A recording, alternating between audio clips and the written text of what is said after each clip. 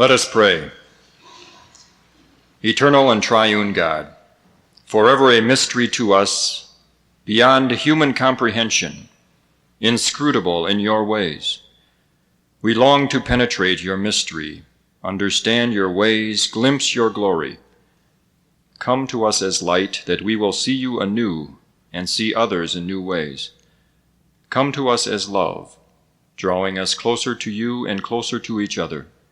Come to us as life, born to us, in us, and for us. Amen.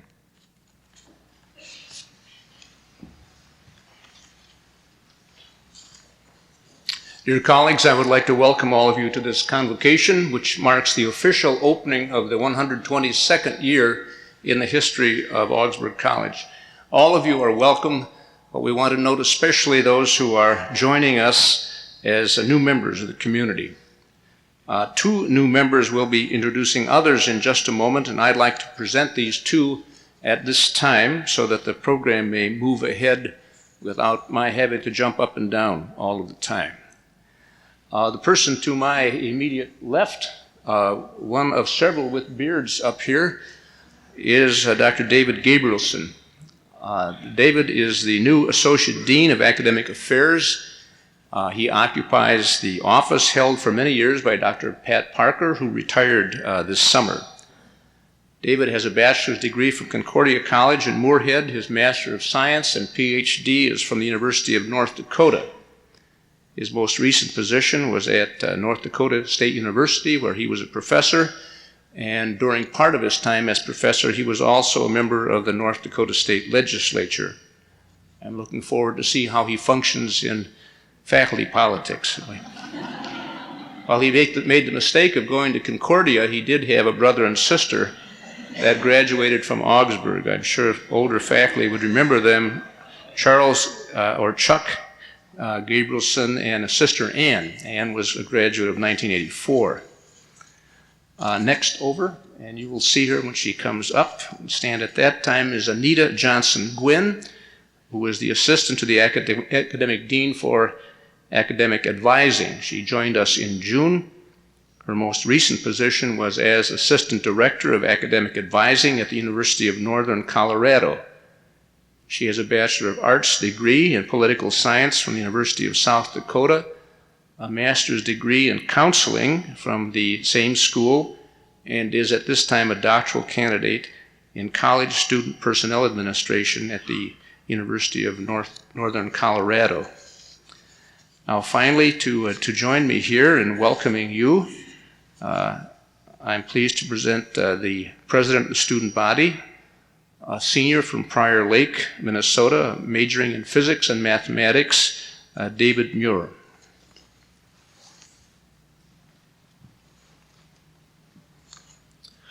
Well, my chance to welcome you today. I thought I'd give you something to think about for the new year. I wanted to remind you of something that I think we all have. It's kind of a flaw we all have, and I don't think we all take advantage of all the opportunities that are there for us. And I think one way or another we find excuses or reasons just to do what's required of us and not go beyond that. So in starting off this new year, I think I'd like to remind you, or at least stress, that it's not enough just to go to your classes and take good notes, and it's not enough just to go to those same classes and give a good lecture. But there's a wealth of opportunities here at Augsburg, and all of us must take advantage of them. And I've had a chance in student government to see some of those opportunities and take advantage of them. And I think really it's the more you get involved in this college and this community, the better it gets. And there's no other way to say it. So to the students, I think I just want to say that you see such a tiny fraction of Augsburg just sitting in the classroom, that you have to go out and you have to take advantage of what's there. So go out, get involved, and make it a good year. Thanks.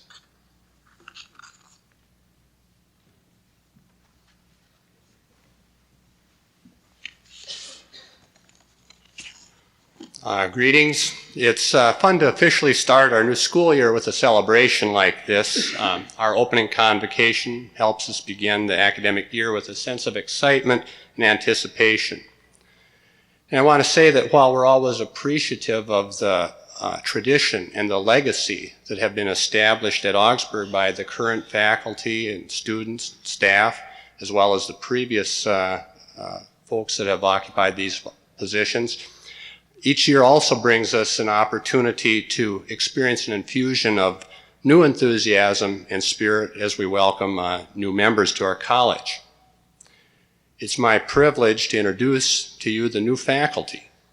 This year, we'll have 50 new faculty join us at different times during the 91-92 academic year. As a campus community dedicated to service, we welcome the expanded diversity that these faculty bring to our curriculum. The names I'll read are those of the new full-time and the part-time faculty who indicated their plans to attend this convocation. I'll read their names and their department affiliation first, and then second, I'll ask them to all stand so we can see who they are. As we visit later, I think your tasks can be to try and associate names with faces later on. Mark Attridge in psychology, Debashis Bandyopadhyay, economics, Robert Cogill, English, Blanca Rosa Igas, social work, Brenda Ellingbo, political science, Matthew Foss, mathematics, computer science, Joao Gata, economics, William Green, history, African American studies, James Hayes, speech, communications, theater, Ann Holmquist, speech, communications, and theater, Christopher Kimball, history, Stephen Lefebvre, business MIS, Hassan Malehi, English, Kathleen Nuccio, social work, Sharon Patton, social work, Catherine Schwalbe, business MIS, Wendy Van Looy, psychology, Rita Weisbrod, sociology, and Flo Weger in education. Will all the new faculty that are in attendance please just stand up for a minute so we can see who you are? Okay, please join me in giving them a warm Augsburg welcome.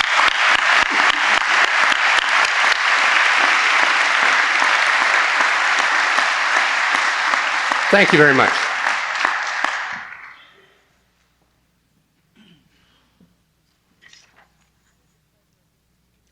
I have the pleasure of introducing the first-year students, otherwise referred to as freshmen. Our freshman class comes to us from approximately 20 states.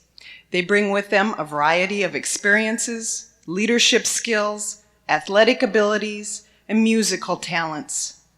They come from large and small families and large and small communities.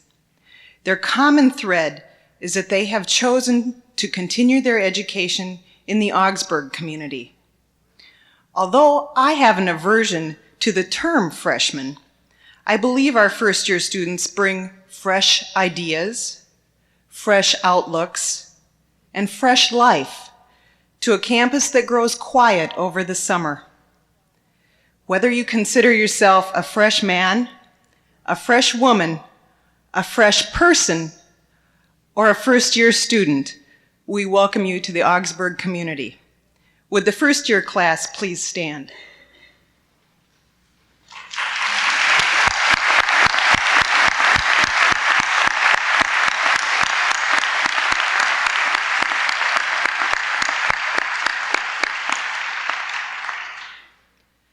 Another very special group of students are those who have chosen Augsburg after another college experience. These transfer students bring with them a diversity of ideas and experience, as well as the experience as already being on another college campus. We value our transfer students for those experiences. 80% of our transfer students come from public institutions and approximately 12 states. Would all the new transfer students please stand and be recognized?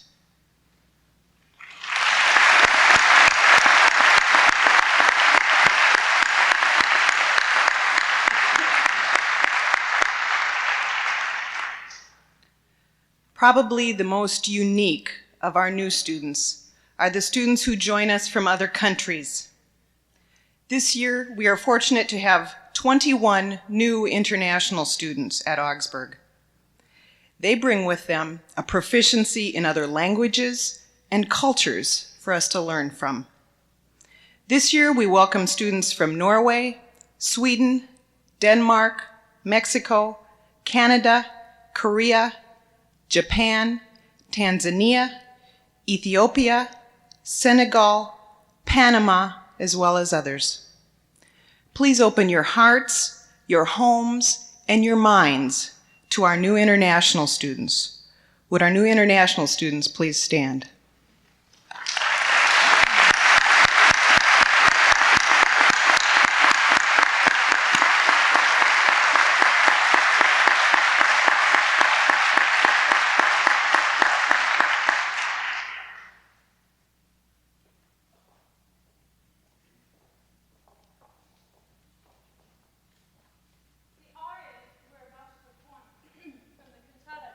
Speaks to our desire as humans to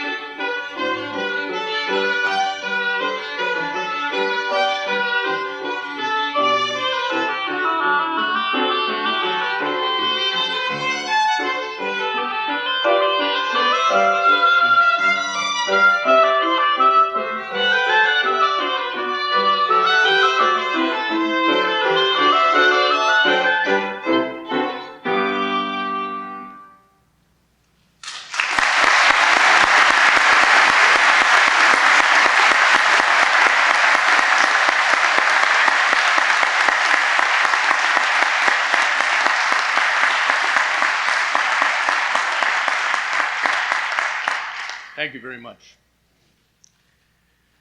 Choosing the speaker for opening convocation is one of the privileges of being president at Augsburg. And faculty and others who have been around for several years may wonder what it says about me when they remember that I usually, in fact, almost without exception, choose myself.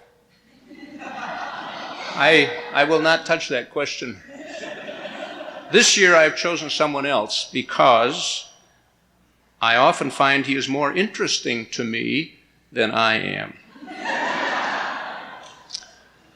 I'm pleased to present a colleague and a friend. For 7 years, he served as the academic dean at this school. He is a graduate of Thiel College, one of the 29 schools in the family of colleges that belong to the Evangelical Lutheran Church in America. He has a PhD from the University of Wisconsin in Madison, where his primary emphasis was on modern British and American literature. I'm pleased to present Dr. Ryan LaHurd.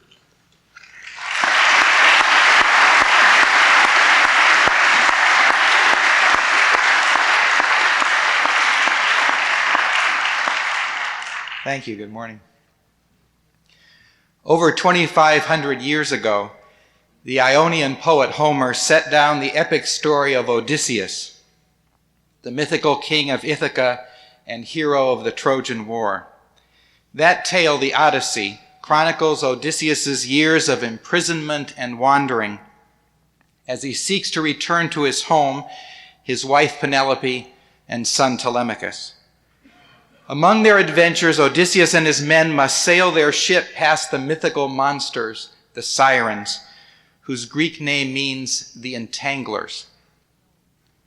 Although Homer does not tell his readers specifically, we know from other sources that the Sirens possessed beautifully musical voices which threatened destruction to listeners in one of two ways. Those sailors who became hypnotized by the Sirens' voices sweet as the honeycomb died either by attempting to gain closer access to where the Sirens sat upon the rocks, thus dashing their ships to pieces, or by becoming enraptured and forgetting to eat, thus starving themselves to death. But until I reread this section of the Odyssey recently, I had remembered only that the Sirens possessed beautiful voices and had assumed it was the sound of their voices that proved so entangling. As is commonly the case, however, I had remembered only part of the text. Listen to that part of the 12th book of the Odyssey. When the ship was within the sound of a shout from the land, we fleeing swiftly on our way, the Sirens espied the swift ship speeding toward them, and they raised their clear-toned song. Hither, come hither, renowned Odysseus, that thou mayest listen to the voice of us twain. For none hath ever driven by this way in his black ship, till he hath heard from our lips the voice sweet as the honeycomb, and hath had joy thereof, and gone on his way the wiser.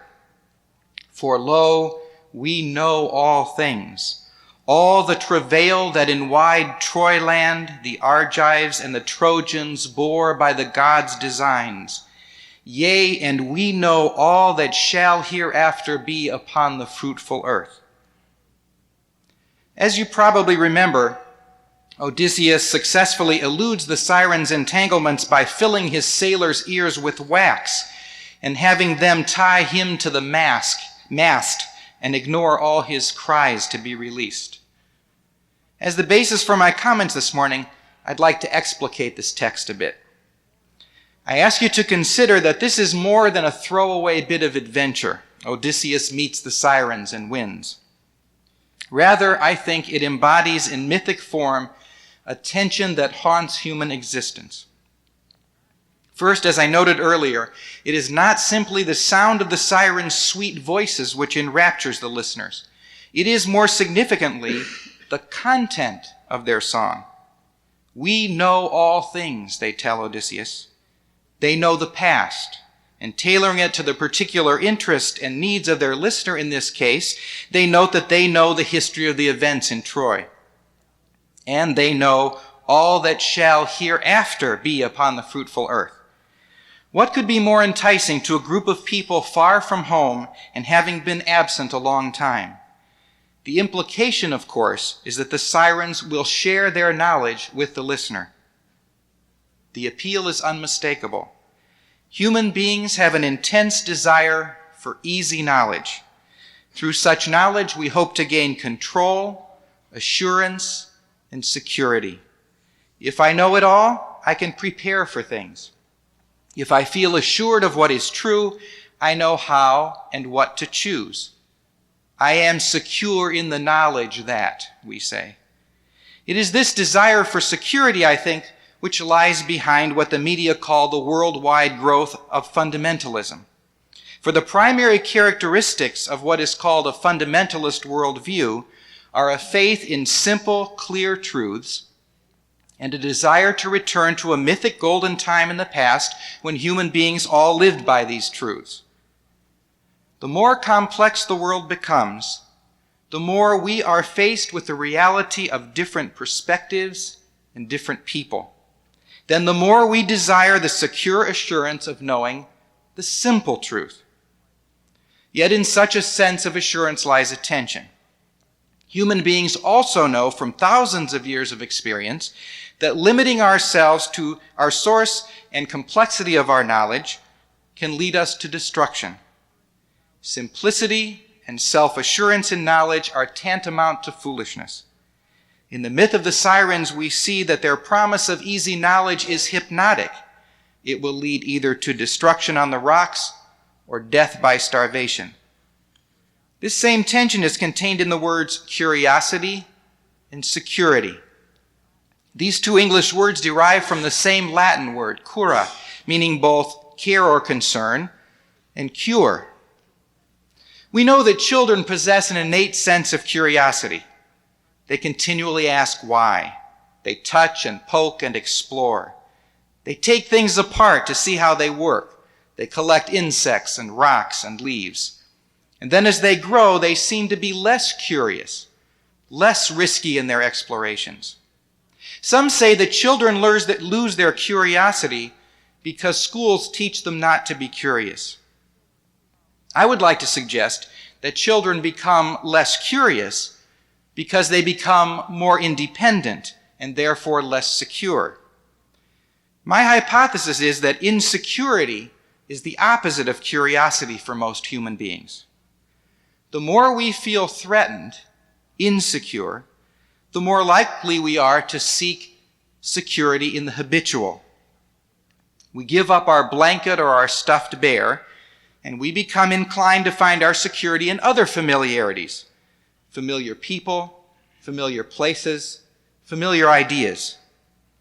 And as we grow and get our own ship and set sail on our journey to find our own true home, the siren song of a security to be found in easy knowledge becomes all the more insistent. For we are always at sea, and the promise of firm land grows increasingly enticing. New ideas and different people seem as dangerous as hurricanes. How else do we explain the virulence of fear, the violence of reaction in our society to difference in color and sexual orientation? In the last few months, we have seen vivid occurrences of black men brutally beaten by police, women humiliated and attacked, and homosexual men murdered. None of these persons were physically threatening to their attackers. They were threatening because they represented differences that could not be ignored, that had to be taken account of and dealt with. Rather than being open to dealing with such differences, the attackers tried to eliminate them. Now, what does all this have to do with this college and this opening of a new academic year? After all, isn't this the place that some call the ivory tower? Isn't this the world we contrast with the real world? So isn't this the place of security where you can be comfortable strolling along cloistered walks? Sure it is, if you're here to get a diploma. But if you're here to get an education, then you must be prepared for turmoil and anxiety. As Sharon Parks put it in her study of the college experience, the critical years, College must embody, quote, a clear affirmation of the frustrations, fears, losses, confusions, and sometimes despair that can disorder the self on the journey toward truth. The word curriculum, which we use to describe the course of study in college, is borrowed directly from the Latin word which means a running course. Now, in metaphorical terms, the college curriculum, if we faculty have designed it well, will not look like an oval running track, but more like a cross-country course through densely wooded hills. I know it would be easier for students and faculty if the curriculum resembled the oval running track. In that case, all of us could know exactly where we're going. In fact, we could see the beginning and the end just by turning our heads. We could know from our average speed when we'd complete the track. We could look ahead and prepare for each turn and count off the laps as we pass the starting point. If that were the case, our curriculum would not be an education, it would just be an exercise. No, the education we choose to create here at Augsburg College is more like the track through the woods. In fact, one that's not even particularly well marked sometimes. It's a course where you will have to make choices under the pressure of the race about which route to take. You may even have to make your own path through dense brush at times. Our kind of education often involves growth through dialectic. In Beyond Existentialism and Zen, George Rupp describes the way the search for truth brings us into contact with a variety of perspectives, each relative to a particular time, place, culture, and perhaps person, and each one claiming to be the truth. A dialectical approach to knowledge recognizes that each perspective is an attempt to grasp the one reality that there is. So learners can judge the validity of each against the others and reformulate their own views of the truth. It is this approach that potentially threatens the learner's sense of security. Considering the possibility that a different perspective from my own may possess truth raises questions about the validity of the truth upon which I rest. For if I am inclined to see the search for truth or education as a zero-sum game, that is, if someone else's truth gains validity, my truth loses validity since there's only so much validity to go around. If I see education then as a zero-sum game, I will be disinclined to be open to other perspectives, for each of them will threaten my sense of control, of power, of clarity, even my sense of self. Let me offer just a single example. Our country and others are in the process of marking, some would say celebrating, the 500th anniversary of the landing of Christopher Columbus on the lands that came to be called the Americas. As historian Howard Zinn points out in the Declarations of Independence, the story of Columbus appears in every textbook of American history on every level from elementary school through college. It is, he notes, quote, a story always of skill and courage leading to the discovery of the Western Hemisphere. But just as surely as each American student learns that story, and nearly all of us make it a part of our being an American, something always is selected out. Quoting Howard Zinn again.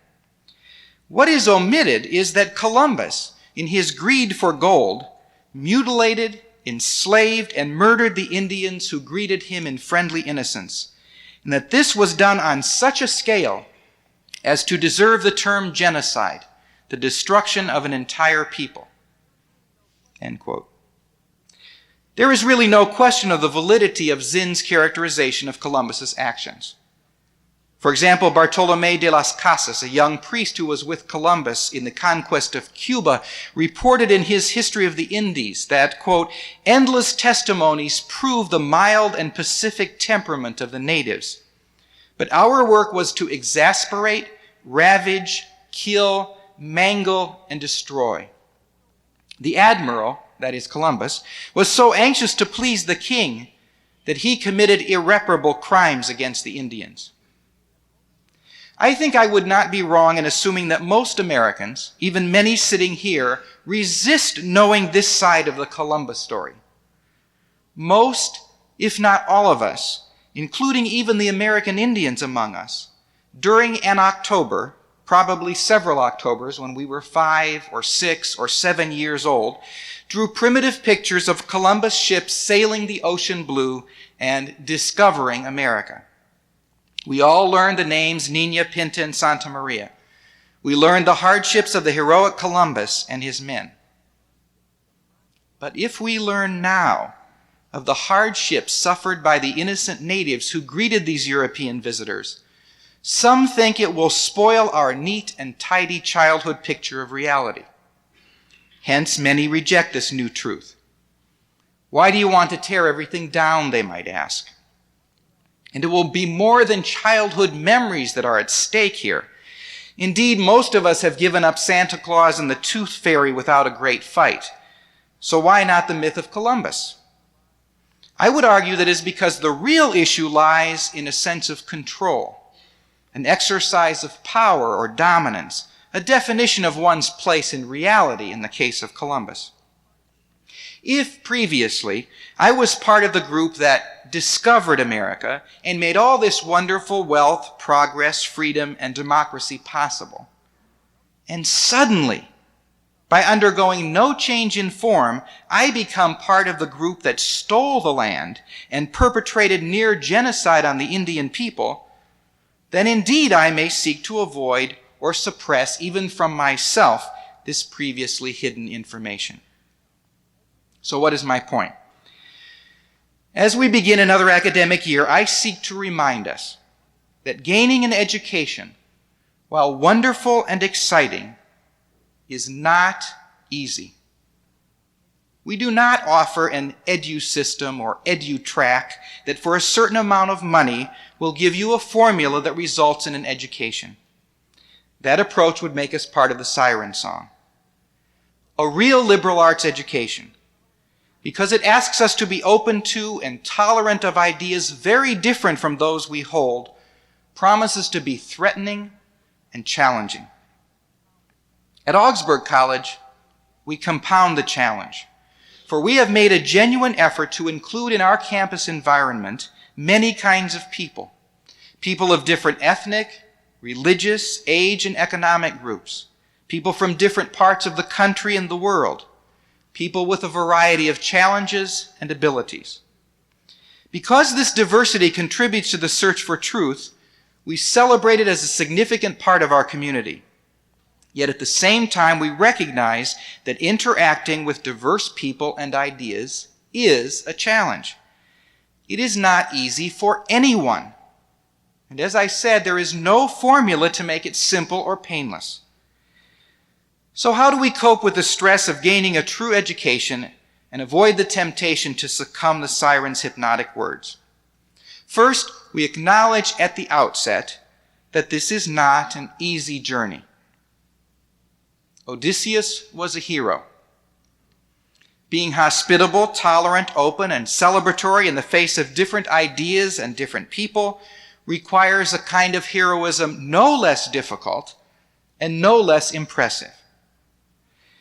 This year at Augsburg College, a special theme of our programming, beginning with our day-long celebration on September 25th, will be examining and celebrating what makes us different and what makes us a community.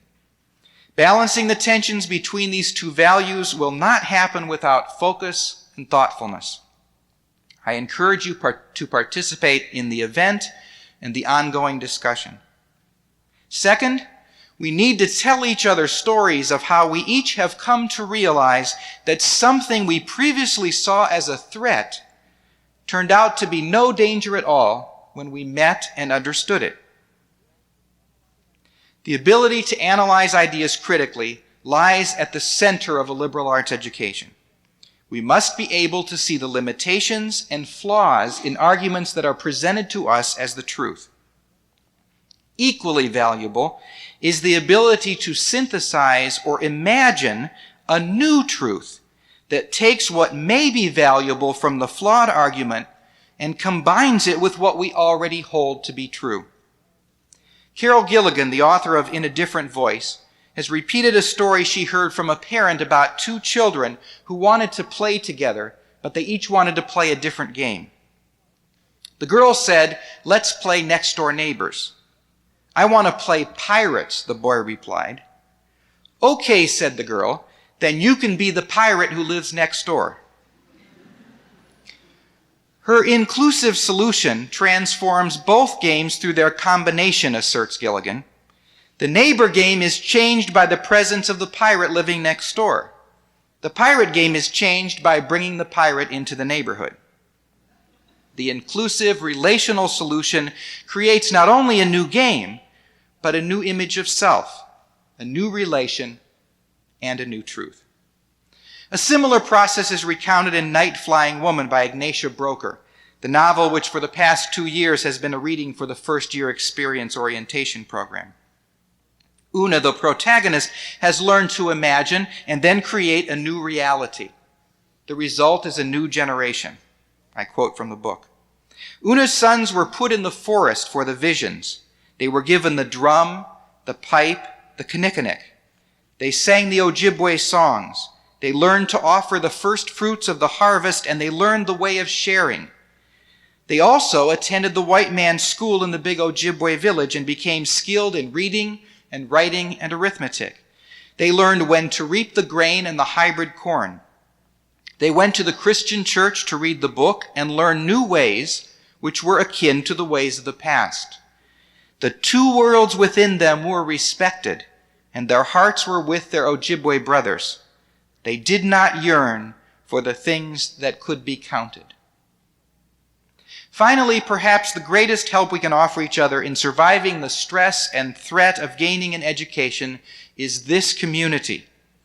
Because we are all, students, faculty, and staff, constantly involved in making possible the process of learning and involved in coming to new truths ourselves. We all understand the difficulties of this journey. We are in collaboration and not in competition. What we must do for each other is create an environment hospitable to new and different ideas and people. We share with each other what we know, and we allow others to take or reject those ideas and truths. In this kind of community, heroes are made. The temptation is strong to seek the easy answer, the diploma rather than the education. And the temptation is carried in a sweet song that assails us from moment to moment all around us. But it is a temptation we can meet and conquer by supporting each other.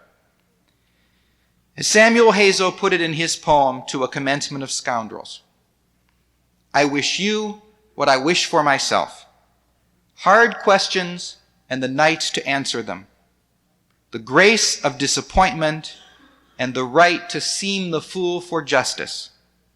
That's enough. Cowards might ask for more.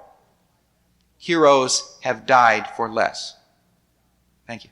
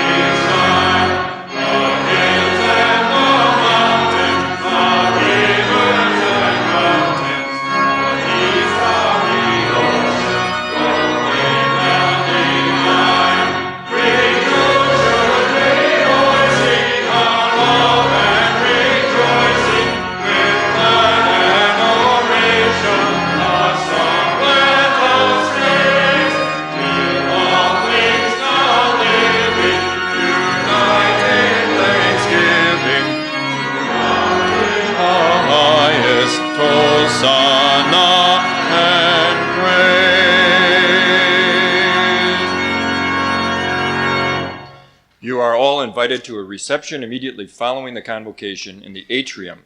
You also are invited to communion this evening at 9:30, chapel tomorrow at 11:20, and Friday at 10:20 when you can hear the president speak.